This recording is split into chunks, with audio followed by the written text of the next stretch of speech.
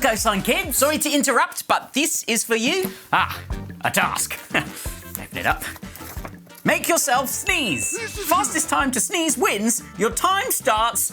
Oh, I should really explain.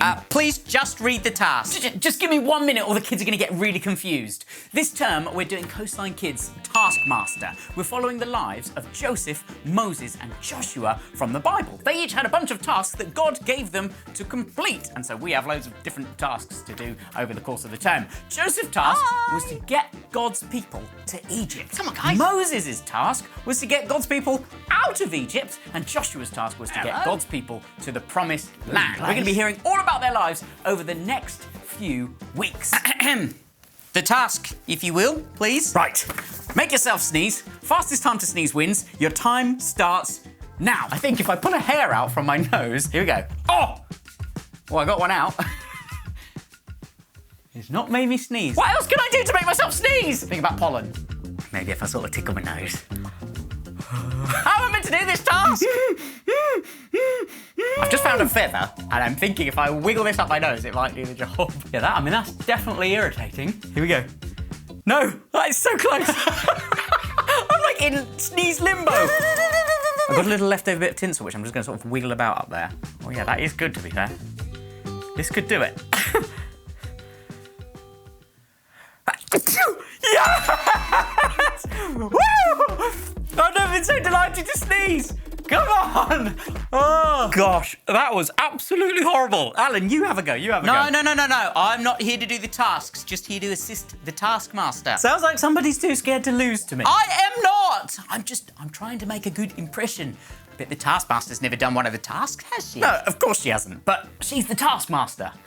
You're just the Taskmaster's assistant. Go on, have a go. Look, I'm new to the role. I'm just finding my feet. I've been unemployed for a while, 38 years to be precise, so I'm just sort of getting used to having a job again. Plus, I really need to impress her after what happened yesterday. What happened yesterday? Well, I thought it would be a good idea to tell the Taskmaster that one day I'd be her boss and she'd be my assistant. I thought it would be a good sort of move to show that I have big career goals. It wasn't. Oh, hello, Taskmaster Tracey. It's Alan, the assistant here. Just your complimentary wake-up call, like you requested. Hope you enjoyed your nap. Yes. I've been through the Skittles, picking out just the orange ones for you, like you requested, your favourite. One day you'll be doing this for me, you know. I'll be the Taskmaster. Oh, I said I'll be the Taskmaster and you'll be my assistant. Well, that sounds just like Joseph from the Bible. Sorry, who? Joseph. He's the guy that we're starting our Taskmaster term all about.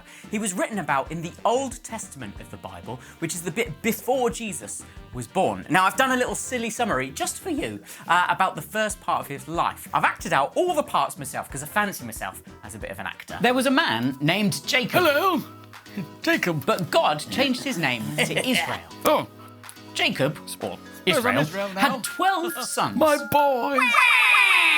But he loved one of them more than the others. Don't tell anyone. Shh. But you're my favourite. His name was Joseph. Hi! Jacob, or Israel as he was now known, gave Joseph a special robe. Oh, thanks, Dad.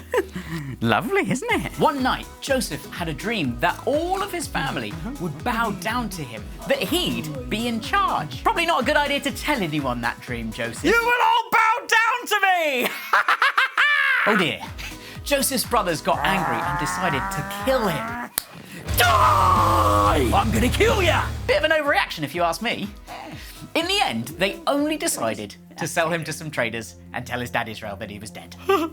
Yeah, well, it's much better, isn't it? Dad thinks he's dead and he's a slave, so pretty good. So you see, Joseph told his brothers that they would bow down to him one day. They didn't like that much, fair enough, so they planned to kill him. But instead, they ended up selling him as a slave and telling their dad that he was dead. But the funny thing is, his brothers did actually end up bowing down to him. In fact, Joseph ended up being put in charge of the whole of Egypt, second only to the king. Whoa! Spoiler alert! Don't ruin it for us. I want to see more in your silly summary. All right, I'll do some more next week. Great. But hang on, how did Joseph go from being thrown into a well and sold as a slave to being second in charge of all of Egypt? Well, God was with him the whole time, just like God is with us. And at the end of the Bible passage about Joseph and his brothers, Joseph said to his brothers, "You intended to harm me, but God intended it all for good. He brought me to this position so that I could save the lives of many people." So God was okay with what happened to Joseph? No. God absolutely hates it when bad stuff happens to us. He's sad when we get hurt, but he does manage to use anything that happens to us for good, even if it seems like a really difficult thing. Has something like that ever happened to you, Michael? Well, actually, it has. I was saying earlier about how I enjoy acting. Well, I actually used to really want to be an actor. I first tried acting in the school play in year 6 and I absolutely loved it. When I got to secondary school, I joined the drama club and got to do acting as a lesson each week. Took part in loads of plays and performances. And I then went to college and did even more acting. I got to do it every day and I absolutely loved it. Plus, I used to be pretty good at it and always used to get the top marks in the class. Now, when I was 18 years old, I knew exactly how my life was going to turn out. I was going to be an actor and I was going to act and perform for Jesus. So I applied for drama school and there were just 5 drama schools in the country that I applied for. They're the absolute top ones that every successful actor has been to. If you can think of an actor that's been in a show, they've probably been to one of those drama schools. There are thousands of people who apply every year and only 30 people get in. So I went along to the auditions and acted my heart out at each one. After each audition, a small group of people get selected to go in for a callback and everyone else gets sent home. Now out of all the auditions I did, never even got selected for a second audition, for a callback. I was crushed after each audition, constantly getting turned down. My dream, what I'd always wanted to do since I was 10 years old, was gone. And you know, I cried and I cried after each time that they said no. But then I had a decision to make. Do I wait another year and try again, or do I try and do something else? Well, I had a weird nudge that I should try and do something to do with music, and I've since learned that that was God speaking to me. So I got onto Google and found a course in a place called Bournemouth. I applied, got accepted, and then in September I set off for Bournemouth, and here I still am. I never left. It's been about 11 or 12 years, but God knew his plan all along was for me to be in Bournemouth and eventually to be the kids pastor here at Coastline Vineyard, the job that I do now. Plus, he always knew that I'd get to be an actor as part of looking after you guys when I do my budget Bible bits and play all sorts of different characters here on Coastline Kids Online. Wow, that's amazing! Exactly. And you know, it's really easy to look back at all of that now and see all the good thing that God has done through me not getting in and be like, oh, it was all fine. But at the time, it really hurt my feelings. I thought I wasn't good enough, that I'd never be good enough, that God wanted me to do something, but I wasn't good enough to do it for him. You know, the main thing that kept me going at that time was knowing that Jesus was with me, even when it didn't really feel like it. And you know, maybe you're going through something that you don't understand. Maybe it's something that feels painful, even more painful than what I went through.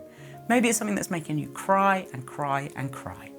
Jesus is with you. Do you know what? That reminds me of a poem that I love. It's a guy who wrote this poem about his life, right? He saw a beach with 2 sets of footprints in the sand. Now, one of the footprints were his and the other set were Jesus's. And he noticed that the stretch of the beach was like his whole life and that Jesus had walked alongside him during his life. But then he noticed something that disturbed him, right? During the most painful parts of his life, the things that were the most difficult, there was only 1 set of footprints in the sand. So he was pretty angry, right? And he said to Jesus, Jesus, I don't understand. Why did you leave me in the hardest parts of my life? That's when I needed you the most. And Jesus replied, no, my friend, you don't understand. During the hardest parts of your life, there are only 1 set of footprints because it was in those moments that I had to carry you. That's beautiful, Alan. You know, Coastline Kids, if there's something that you are going through right now, I'd love to pray for you. Why don't you close your eyes? Let's all do this together and I'll pray. Jesus, help these kids. Be with them in the hard stuff. Help them to know that you are there and that you are carrying them through. Amen. Amen. Do you know what, Michael? I think I will have a go at the task, please. Epic. Go on then, make yourself sneeze. Your time starts now. Okay, right. How do you make yourself sneeze? Right, I'm gonna need black pepper, white pepper, fresh from the kitchen. Right. How do you grind pepper into your own hand? You need 2 hands. It's a double-handed job. Right, black pepper on the hand. Oh, that's awful. Oh, I got pepper up my nose. Oh, no. I give up. I give up. I can't do it. See, it's hard, isn't it?